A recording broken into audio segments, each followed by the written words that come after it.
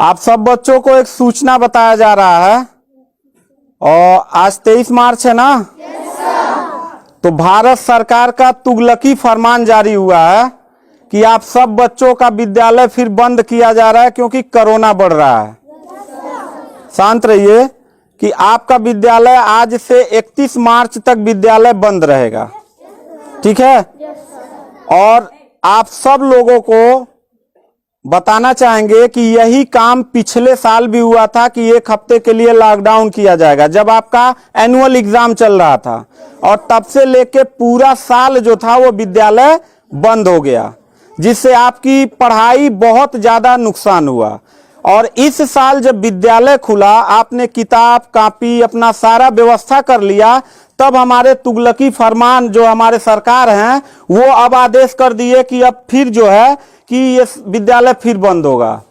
माननीय योगी आदित्यनाथ महाराज जी, मैं आपसे पूछना चाहता हूं कि आप बच्चों के भविष्य के साथ और जो प्राइवेट अध्यापक विद्यालय में पढ़ा के अपनी रोजी रोटी कमा खा रहे हैं, उनके पेट पे लात क्यों मार रहे हैं? इन बच्चों के भविष्य के साथ खिलवाड़ क्यों कर रहे हैं?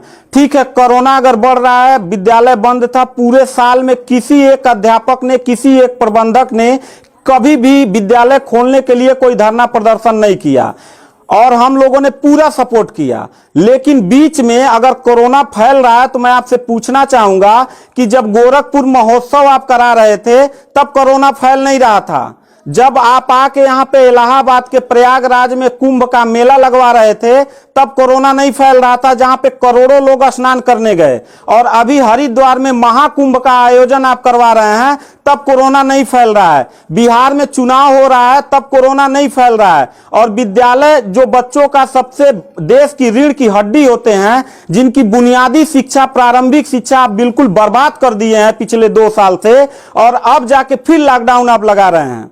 तो आपसे पूछना चाहेंगे कि बच्चों के भविष्य के साथ आप मैच क्यों खेल रहे हैं? ये जितने भी बच्चे हैं, अगर 1 मार्च आप 1 अप्रैल बोले हैं, 1 अप्रैल तक अगर विद्यालय नहीं खुला तो इन सारे बच्चों को लेके मैं रोड पे बैठ जाऊंगा। ये मैं आपको खुला चैलेंज कर रहा हूं, क्योंकि बात सिर्फ मेरे तक का नहीं है, इन सारे बच्चों का भविष्य है।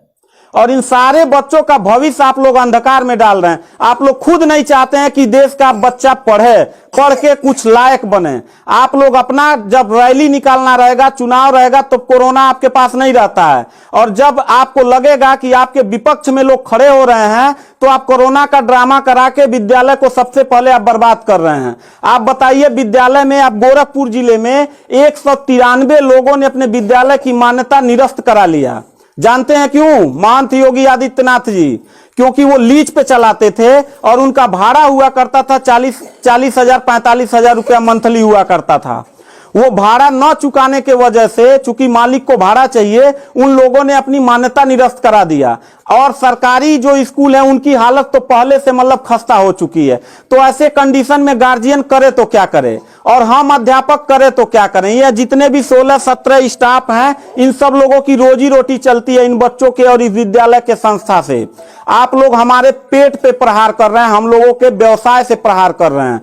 अगर आपको लग रहा है कोरोना है, ठीक है, विद्यालय बंद कर दीजिए, तो आप ये भी अपनी नियत को साफ करिए कि कुंभ का जो मेला, महाकुंभ का लगवाने वाले हैं, उसको भी कैंसिल कर दीजिए। और जो गोरखपुर महोत्सव और गोरखनाथ का मेला लगवा के आप ड्रामा करवा रहे हैं वो भी बंद करवाइए। यानी आप खुद नियम का पहले फॉलो करिए, हम लोग नियम को फॉलो करने के लिए तैयार हैं। अगर लास्ट में जाते जाते यही कहेंगे, इन बच्चों को, चेहरों को देखिए, इनके माता पिता ने सारे बच्चों का, किनका मोबाइल बज रहा है, साइलेंट कर लीजिएगा सर। इन सब बच्चों के माता पिता ने, बच्चों कितने लोगों ने आप किताब कॉपी अपना सारा कंप्लीट कर लिए हो? पता है, एक एक बच्चों की किताब कॉपी 2-2 हजार रुपए की आती है। आप फिर लॉकडाउन लगा दिए, इनकी पूरी पढ़ाई बर्बाद हो गई। अब यानी आपने 1 हफ्ते का लगाया है, आपकी नीयत पे तो मुझे 100% विश्वास है ही नहीं है कि आप करोगे क्या। आप पूरे साल पढ़ाई बर्बाद करोगे। हाथ नीचे करिए। अब ये बच्चे करेंगे क्या? किताब लेकिन के गार्जियन करेंगे क्या? हम लोगों ने पूरा कोऑपरेट किया सरकार को। जितना दिन लॉकडाउन लगा था उतना दिन का मैंने पूरे सभी विद्यालय के लोगों ने शुल्क माफ कर दिया, क्योंकि गार्जियन के ऊपर कोई लोड न पड़े। हम लोगों ने टीचरों को पेमेंट नहीं किया, क्योंकि हम लोगों ने जब फीस नहीं लिया तो पेमेंट कहां से करें। हम लोगों ने पूरा सरकार का साथ दिया, जितना हो सकता था सब लोगों ने साथ दिया। लेकिन अब इतनी कंडीशन होने के बाद, विद्यालय खुलने के बाद आप लोग विद्यालय बंद कर रहे हैं, ये बहुत ही गलत कर रहे हैं। और आपका पॉलिटिकल जो फंडामेंटल जिस पे आप चल रहे हैं, कि जिन नियतों पे आपका बर्बाद होने वाला है, मैं लिख के आपको दे दूंगा कि अगर फिर से 1 अप्रैल के बाद, ठीक है, अगर 1 हफ्ते के रोकने के बाद कोरोना भाग जाता तो मतलब 1 हफ्ता आप बंद कर लीजिए, बिल्कुल हम लोग 1 हफ्ता नहीं पढ़ाई कराएंगे। लेकिन अगर फिर साल भर का ड्रामा आपने किया तो निश्चित तौर पे याद रखिएगा कि तानाशाही उतना ही अच्छा लगता है जितना तानाशाह के अंत होने का समय ज्यादा दूर हो, और आपका समय बिल्कुल नजदीक आ गया है।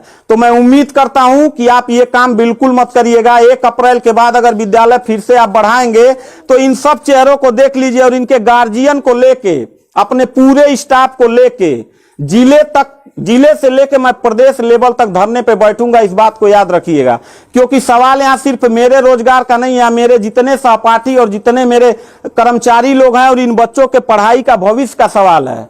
तो मैं इन बच्चों को लेकर धरने पे बैठ जाऊंगा, और जरूरत पड़ा तो असंवैधानिक भी हो जाऊंगा। इसी के साथ मैं सरकार से रिक्वेस्ट करूंगा कि अगर 1 हफ्ता में बंद करने से कोरोना भाग जाता है तो हम सब लोग आपके साथ हैं। अगर नहीं भागता है तो 1 अप्रैल से छोड़ दीजिए। हम लोगों को कोरोना होगा, मरेंगे, क्या करेंगे वो हम लोगों की रिस्पांसिबिलिटी है। आपको इतना चिंता करने की जरूरत नहीं है, क्योंकि कोरोना में लॉकडाउन लगाने के बाद खाना हम ही लोग पहुंचाएंगे, लोगों के आने जाने की व्यवस्था हम ही लोग करेंगे, उनके दवा दारू की व्यवस्था हम ही लोग करेंगे। आप सिर्फ ड्रामा करेंगे, सिर्फ थरिया पिटवाएंगे और मोमबत्ती जलवाएंगे, इससे ज्यादा तो आपकी कुछ औकात है ही नहीं है। तो मैं उम्मीद करता हूं कि 1 अप्रैल के बाद आप विद्यालय खोल दीजिएगा। इन बच्चों के भविष्य के साथ आप लोग खिलवाड़ मत करिएगा।